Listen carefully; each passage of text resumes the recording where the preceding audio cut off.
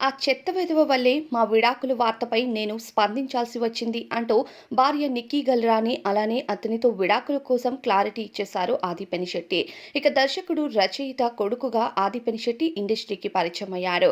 ఒకవైపు హీరోగా నటిస్తూనే మరోవైపు సైడ్ ఆర్టిస్ట్గా, క్యారెక్టర్ ఆర్టిస్ట్గా అలానే విలన్గా కూడా ఎన్నో పాత్రల్లో నటించి అలరించారు. ఇక రాబోతున్న అఖండ 2లో బాలకృష్ణ గారి సినిమాలో నటిస్తూ విలన్గా మనల్నందరినీ అలరించబోతున్నారు.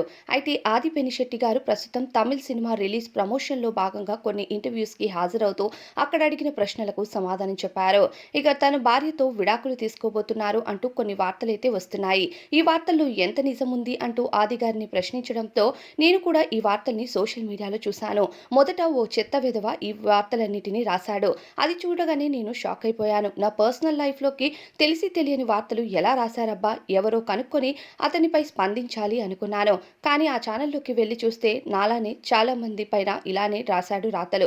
అందుకే అలాంటి వాళ్ళను హైలైట్ చేయడం ఎందుకు అని వదిలేశాను అంటూ ఆది పెనిశెట్టి తన విడాకుల పైన క్లారిటీ ఇచ్చాడు. నా భార్య నిక్కీ నాతో చాలా హ్యాపీగా ఉంది. మేమిద్దరం కలిసి చాలా సరదాగా ఉంటాము. వెకేషన్స్‌కు వెళ్తూ ఎంజాయ్ చేస్తాము. ఇలాంటి వార్తల్లోని అసలు నమ్మొద్దు. మేము విడాకులు తీసుకోవట్లేదు అంటూ క్లారిటీ ఇచ్చారు.